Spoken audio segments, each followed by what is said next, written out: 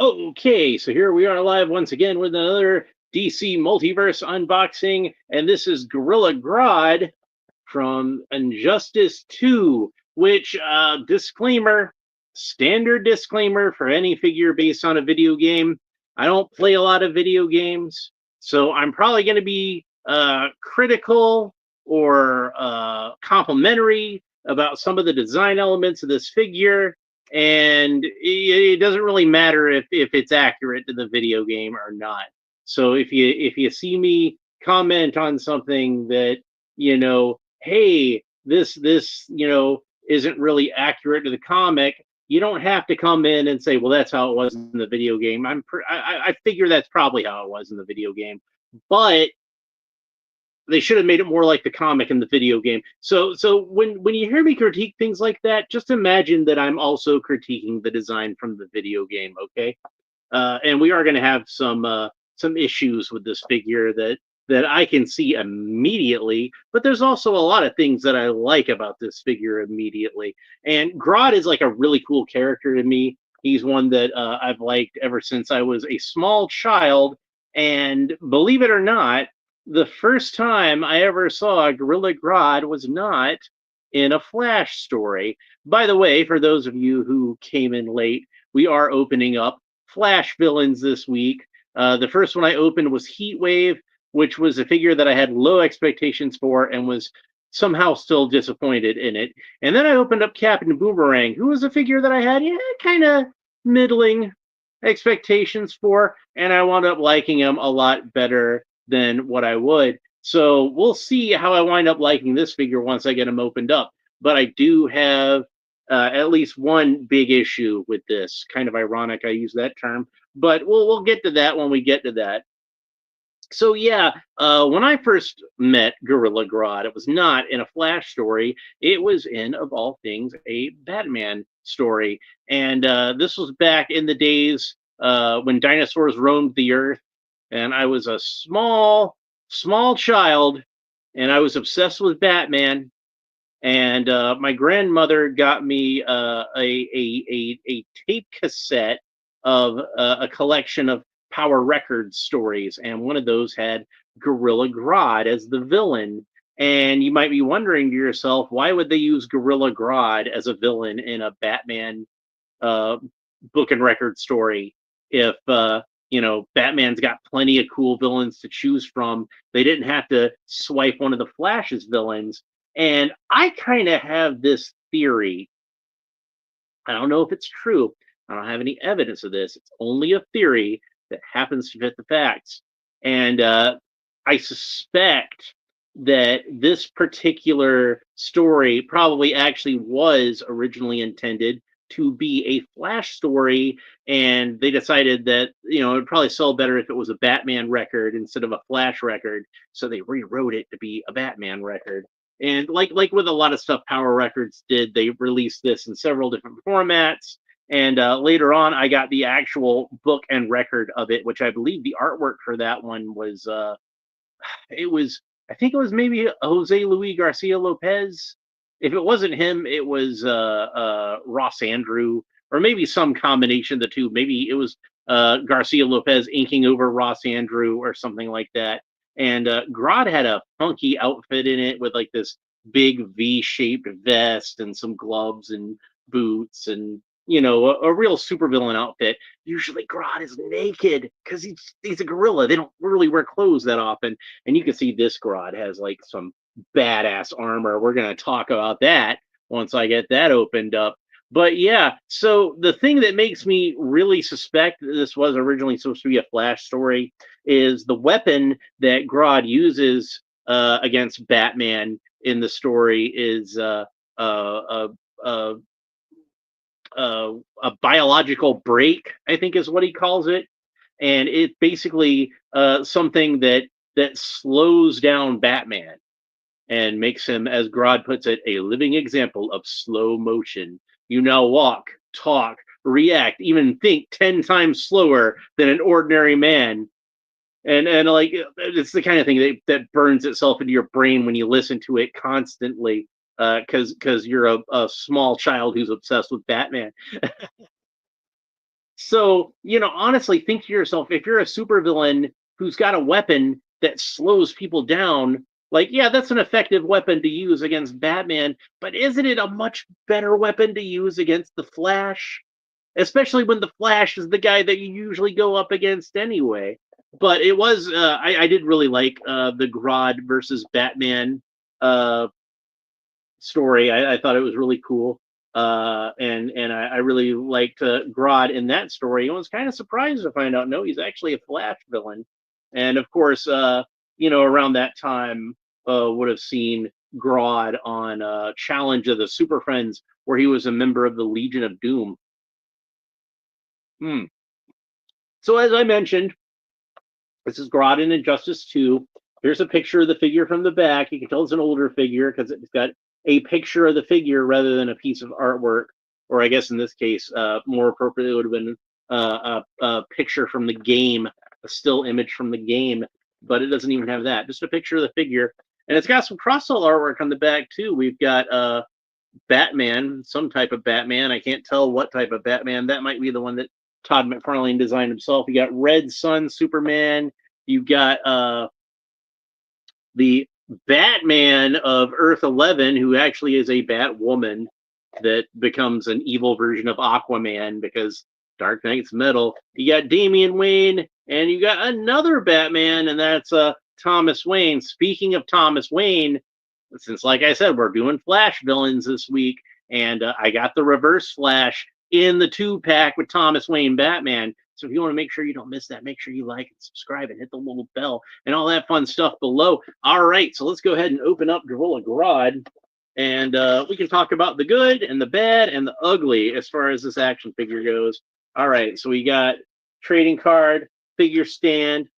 These are on one single bubble, which is what I really like to see. So, because it makes it easier for me to get the trading card off and not have to worry about it getting damaged. But man, they got this thing glued on like super well. So there's our figure stand, typical matte black DC Multiverse figure stand with a glossy black logo on it. Every figure should come with a figure stand. There's no excuse for them not to anymore. And then we got the trading card and Blast from the Past, because like I said, this is an older figure. It's the same picture of the action figure on the back here. And here's what the back looks like. And it says Gorilla Grodd, Injustice 2, data file, source, Injustice 2, video games 2017. Real name, Grodd, obviously. Height, 6'3". That does seem a little short, doesn't it, for Gorilla Grodd? Usually he's like a towering kind of character. But it says weight 600 pounds. That's 272.15 kilograms. Telepathic brute, Gorilla Grodd has long sought to prove his peerless genius by subjugating mankind. He's gone so far as to form an anti-Justice League, the Society, to once and for all smash their opposition. Using his intellect and telepathy, Grodd enlists others in his mission to conquer the planet and fill the void of power left by Superman's regime. So that obviously is something from the Injustice video game, because it's the evil Superman trope, which I kind of had enough of at this point. But unless they do Zack Snyder's Justice League 2 at some point, because I would like to see more of the Nightmare timeline, but that's kind of grandfathered in. All right, so there are rubber tabs around his waist, and you can see that I cut those, and it does not look like there's any more rubber tabs on this guy. Nope, came out very easily. So one thing that I was kind of disappointed by this figure when I first got him is he just, like I said, he seems awfully short to me. And they say he's like 6'5" on the trading card, but let's look at him next to the Flash, because I wanted to compare, and I figured what better character to compare with his arch enemy, the Flash, and what better Flash to use than my personal favorite, Wally West. So yeah, he is a little taller than Wally West, so that's good. But it still seems a little short for me for Grodd. But I don't know, because like I said, I haven't really played the video game. I don't know how tall Grodd is in the video game. He might be like that tall next to the other characters. But to me, it seems like it's a little short. Now, I'm complaining about this, and I'm sure somebody out there is thinking, well, why don't you just buy the mega fig or whatever they call it, the has the orange armor. Well, frankly, I didn't think he was as cool looking as this guy. This guy to me looks a lot cooler with the golden armor, and we're going to talk about that some. This helmet is not removable. It doesn't seem like any of this armor is intended to be removable. But yeah, so the reason that I bought this one in the first place is actually because when I was buying some stuff on Big Bad Toy Store already, and I was just looking at stuff that was like marked down on clearance, on sale. Lone Dragon is here again. He says, "I'm here. Let the unboxing begin." Oh, it has begun. Begun. The unboxing has. But yeah. So they had this guy for like $10, and I figured, Gorilla Grodd for $10, and he's pretty cool looking. But I was a little disappointed when I received him, and he did, like I said, to me, look to be a little short. Let's look at him next to another superhero and see how he measures up next. So we got Superman, and we can see that Superman, who's supposed to be, at least according to Christopher Reeves, 6'4", stands about as tall as Gorilla Grodd, counting the helmet. So, yeah, I think Grodd should be taller than Superman. I don't care if the trading card does say he's like 6'5". It's only like an inch taller than a 6'4" Superman, but he should be much taller. Like, look at him next to since I have him handy, also Darkseid. I kind of figured Darkseid height would be more appropriate for that, but that's just me.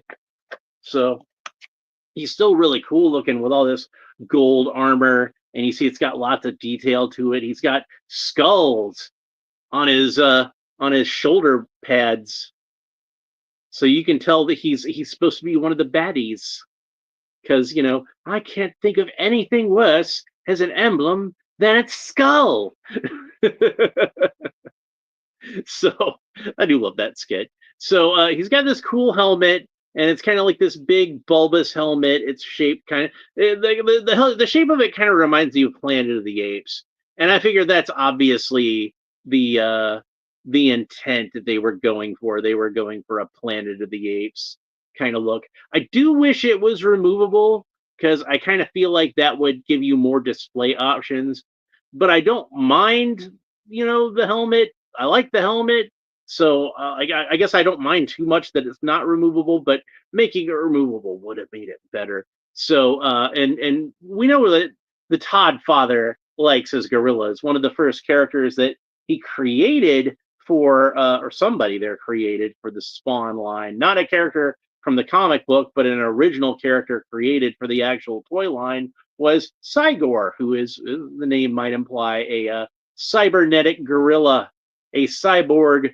gorilla, Cygor. There we go. But yeah, so we got another ape, and oh yeah, and of course in the monster crossover line they got now, you got Batman boxed up with King Kong, and you've got the Flash boxed up with Titano, because God knows there's not like some kind of ape-themed villain to put in the pack with the Flash.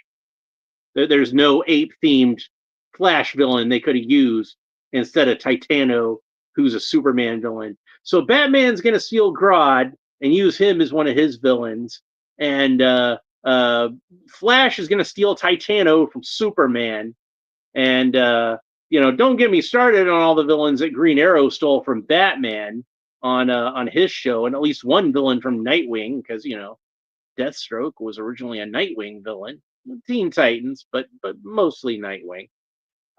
So yeah, they probably should have just boxed him with a Grodd. But I do really like this Grodd figure. He looks really cool. He's just, like I said, a little on the short side, in my humble opinion. He could have been taller. Retro Tinker is here and says, "G'day, Alan." Well, g'day right back at you. I was actually talking about Australia on the last episode, because I was talking about Captain Boomerangs, and he's from Australia, and he's nicknamed Digger, which that's what got me really talking about Australia. That's like a common nickname over there. But yeah, so anyhow, where was I? Let's go ahead and talk about his articulation. So Gorilla Grodd can look up about that far. He can look down about that far. He can not really tilt his head that much, but he can a little bit. The head does rotate all the way around. I noticed this bit on the breastplate. The other thing I wanted to point out is it does kind of remind me a little bit of the breastplate of Man-at-Arms, and he has that same sort of like I don't know what you call that. It's almost like a chin guard or something. So somebody designing this figure must have been a big fan of Man at Arms. So of course the arms rotate all the way around, and they're actually on a butterfly joint, which I'm not used to like larger figures having the butterfly joint there, but he does. So I wonder if we can get him into a good ape kind of lumbering around on all fours kind of pose. It doesn't seem like we can because I don't think the leg articulation is quite good enough. And I think his legs actually are a little longer than a real gorilla's legs would be, but that's just my guess. Anyway, he can raise his arms up to the side about that far, which is pretty good considering how he's got these big shoulder plates, and they do kind of get in the way of that a little bit.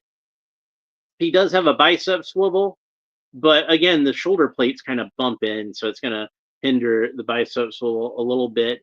And then he's got a single joint of articulation at the elbow that rotates all the way around.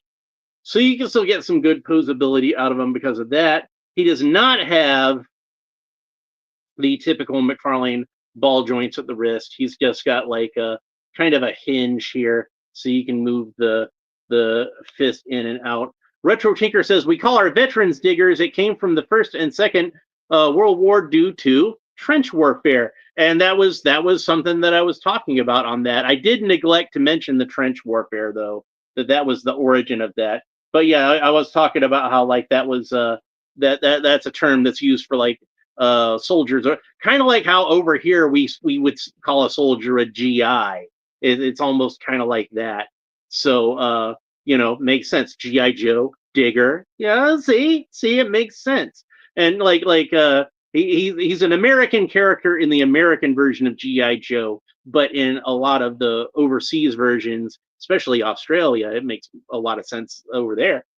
He's usually made into an Australian character because GI Joe or Action Force or whatever it's called in that part of the world at the time is supposed to be more of an international team than an all-American team like it is in the American media. But yeah, I was saying it made sense to make Recondo into an Australian character because the original Recondo figure was based on the Australian bushfighter figure from the 12-inch GI Joe. So he kind of already had like some Australian roots, some Australian DNA in him. So, but yeah, he became like a full-on Australian character in a lot of that. I don't have to tell you that because it's probably the stuff you grew up with.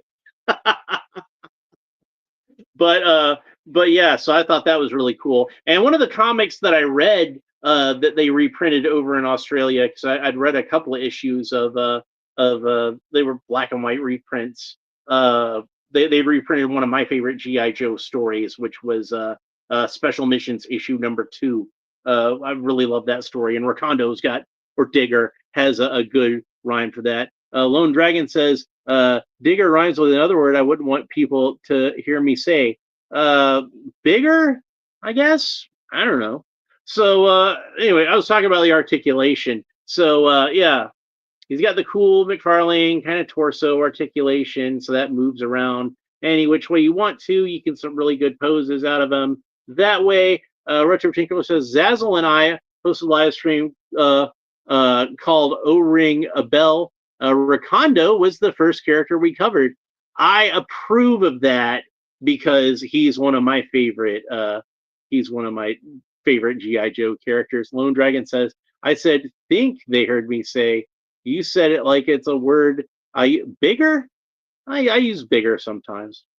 Or rigor, like rigor mortis, or So that's about all the words I can think of though offhand. So yeah, let's see, where were we? So yeah, the legs can kick up about that far, which is not too far, but he's got like stubby little gorilla legs. And like I said, I think they're a little longer than like a real gorilla's legs would be, but that's kind of like artistic license, probably because like I said, this guy's already a little short in my humble opinion. So it does have like a little bit more of a pivot right there. So that's good. He's got a single joint of articulation at the knee, and it does rotate all the way around. it kind of bumps in, like the knee pad kind of bumps into the back of the leg, but it should rotate all the way around if you really want it to, but I don't think you really need to. And then his foot can point down about that far, point up about that far. He's got toe articulation just to show off. He does have gorilla type feet, where he's got opposable thumbs on his feet, like gorillas typically have. And this does appear to be more like the typical. Well, no, I guess it's not. So it doesn't have the ball joint at the ankles and wrists, sadly. That's probably because he's a larger figure, and they tend to not do that with the larger figures that often. We do have exceptions, but you see like Dark Side, he doesn't really have that kind of ankle or wrist articulation either. But like I said, he's not that big of a figure, but he's still bigger than most DC figures. But like I said, he's barely any taller than the Flash. He's a little taller than the Flash. So technically, going by the stats that we have on that trading card, and maybe I should just look it up while I'm at it. By the way, I did look up how tall a gorilla is, and they can range in height from about 4 feet to 5'11". So it's not really short for a gorilla. I just figured Grodd would be taller than that. So I'm going to look up online and see what it gives me for the height of Gorilla Grodd and tell you what that says. But like I said, according to that trading card, Grodd stands, 6'3". So he should be like an inch taller than, or an inch shorter than Superman, actually. So let's see if anybody's got the height on here. I see DC Database, Wikipedia. Normally if I look up something like that, it'll just have that right at the top. So we'll check this DCFandom.com. Grodd, New Earth. So that's our standard version of Grodd. Let's see if it's got. So according to this, Grodd stands like 6'6". But I usually, he does look pretty cool. Retro Tinker says he looks pretty cool, and I do agree. He is a cool looking figure. I just, like I said, to me he seems like he should be taller. But if he's only 6'6", according to this, and like I said, the trading card says 6'3", then this is probably actually an accurate height for Gorilla Grodd. But it just seems to me like he should be much taller. He seems like a guy who'd be about 7 feet tall. That's what it seems like to me. But I guess it depends on, who draws him. Like, thinking back on it, I think like, Silver Age type comics, he probably wasn't drawn as being that tall. Let me go ahead and I'll check real quick as far as like how Carmine Infantino drew him. Infantino.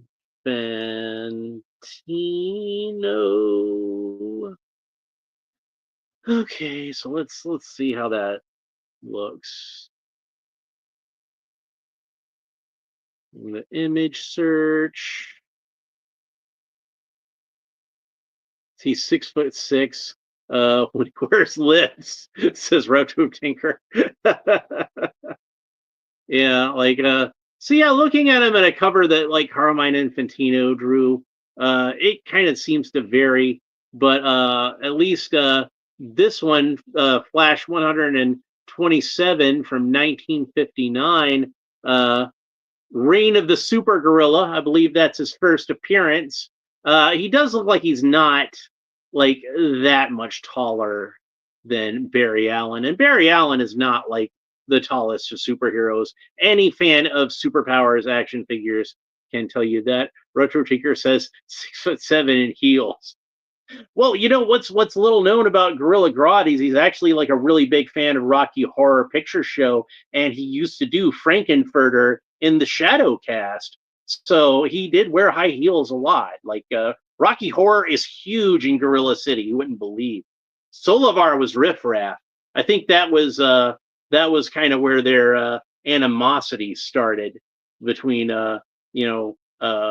Riff Raff and like between Grodd and Solivar. Is Grodd took that a little too seriously. So yeah, great looking figure.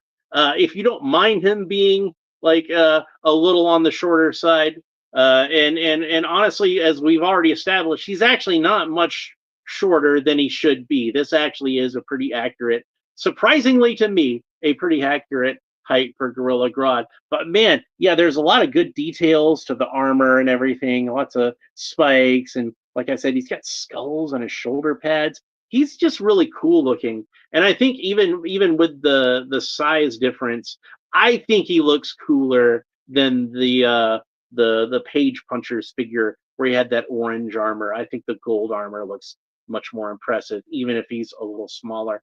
Anyway, I think that's it for Gorilla Grodd. I don't have a whole heck of a lot else to say about him, but I am happy with how his figure turned out. So, if you enjoyed this video, please make sure that you like and subscribe, hit the little bell, all that fun stuff. We're not done with Flash villains yet. We've still got Captain Cold. We've still got the 2-pack of Reverse Flash and the Thomas Wayne version of Batman. Speaking of Batman stealing Flash villains, he's got to be in a 2-pack with one of the Flash's villains, and that's not even like the regular Batman. That's Thomas Wayne Batman. So Retro Tinker says thanks for the look at another awesome figure. Well, you're welcome. Thanks for stopping by. I'm always happy to see. I'm always happy to see you. I'm always happy to see Lone Dragon. You guys always have interesting comments to make. Lone Dragon asks, which Captain Cold did you get? Well, I got the standard version of Captain Cold.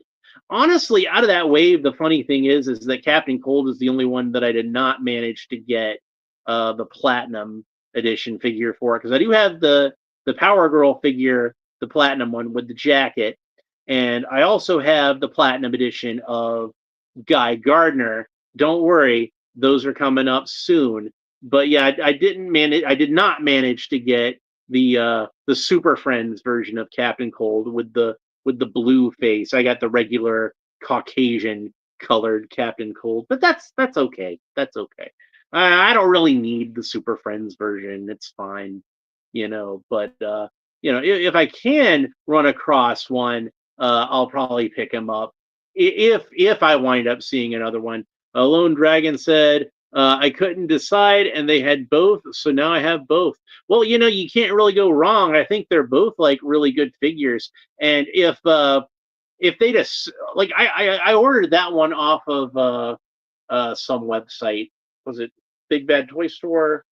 Was GameStop? I don't remember which website I ordered off of, but I think it was GameStop.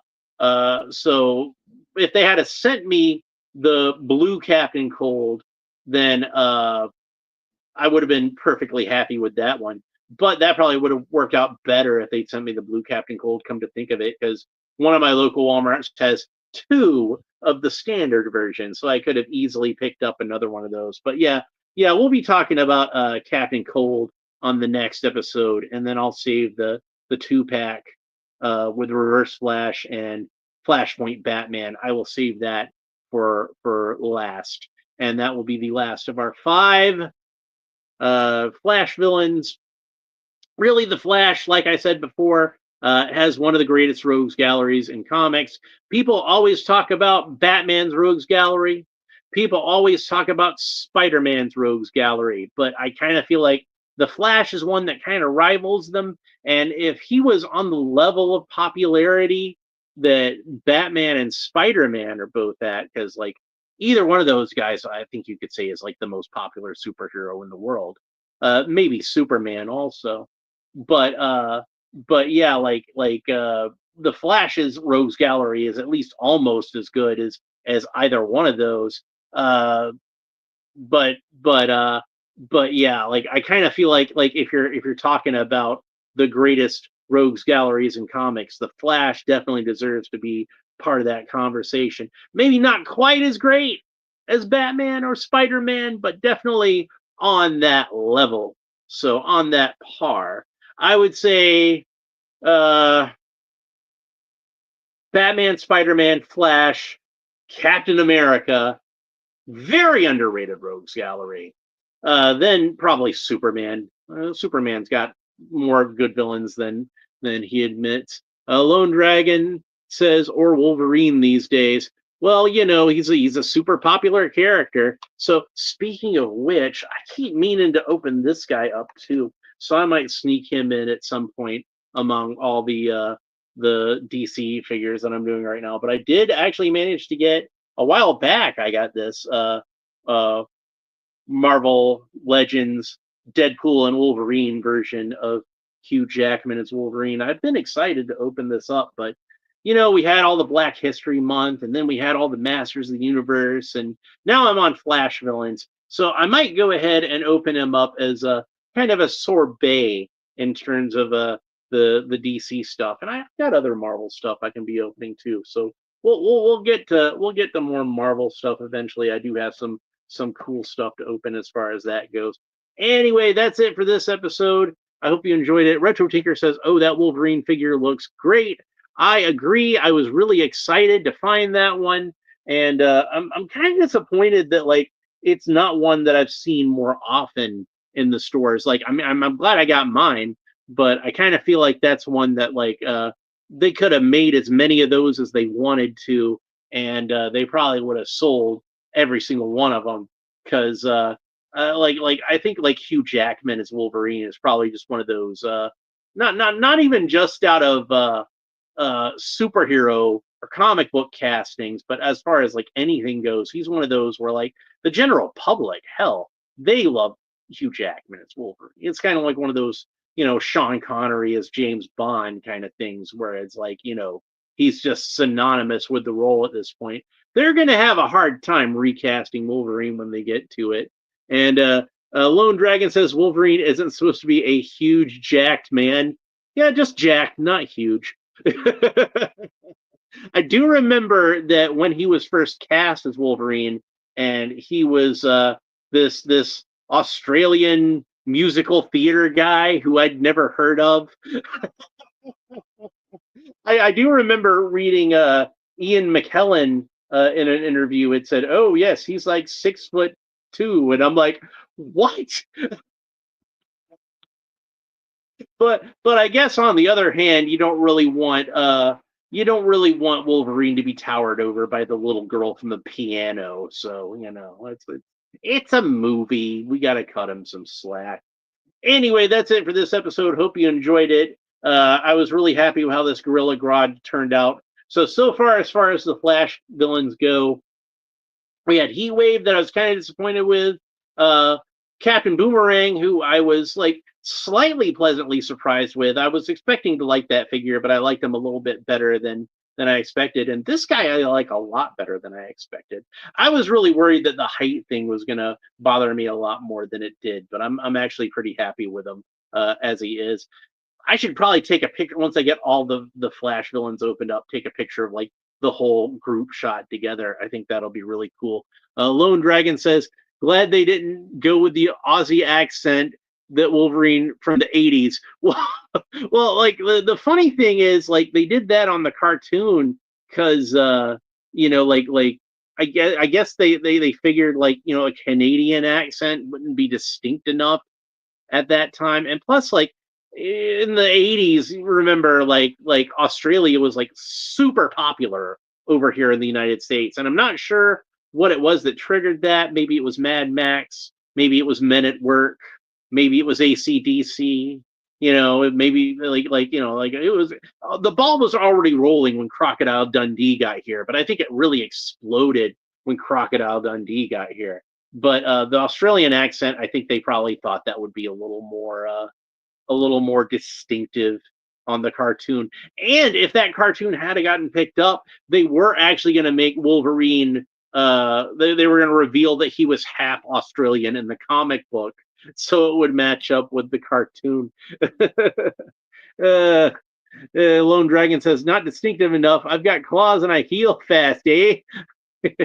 Yeah, they could have got Dave Thomas or Rick Moranis to come in and do like a Bob and Doug McKenzie thing as well. Like Rick Moranis could have played Logan, and Dave Thomas could have been Sabretooth. They could have just done the Bob and Doug McKenzie voices. but like honestly, like all due respect to Australia, you guys know I love Australia. But to me, like Wolverine being a Canadian is such an important part of that character, and the character literally owes his existence to being Canadian because like the entire reason he was created was because uh Roy Thomas liked the way that Len Wein wrote dialects and said, "Hey, you should create a Canadian character because I want to see how you write a Canadian dialect." And Len Wein wound up creating Wolverine. I'll probably talk more about that whenever I get around to opening up the Wolverine figure. Lone Dragon says, "That Magneto is a real hoser, eh?" Yeah. And plus, like, if they cast Rick Moranis as Wolverine, like he would have been a good Wolverine because he's short too, isn't he? Like, how tall is Rick Moranis? Only you get him to work out, that would have been fine. Like like Rick Moranis, like getting all like ripped, like that would have been an awesome Wolverine. They almost cast Bob Hoskins as Wolverine, which I think would have been an interesting choice. Like you think of him as being like a little overweight, but if he had a got in shape, he might have been like a really good choice. Actually, great actor, Bob Hoskins. Anyway, that's it for this episode. I gotta try to go to sleep now. He's 5'6", so yeah, he's a little bit taller than Wolverine, couple of inches there, but still closer than Hugh Jackman. Am I right? Anyway, thanks everybody for watching. We'll be back on the next episode with Captain Cold. I hope to see you then. Have a good one. Bye.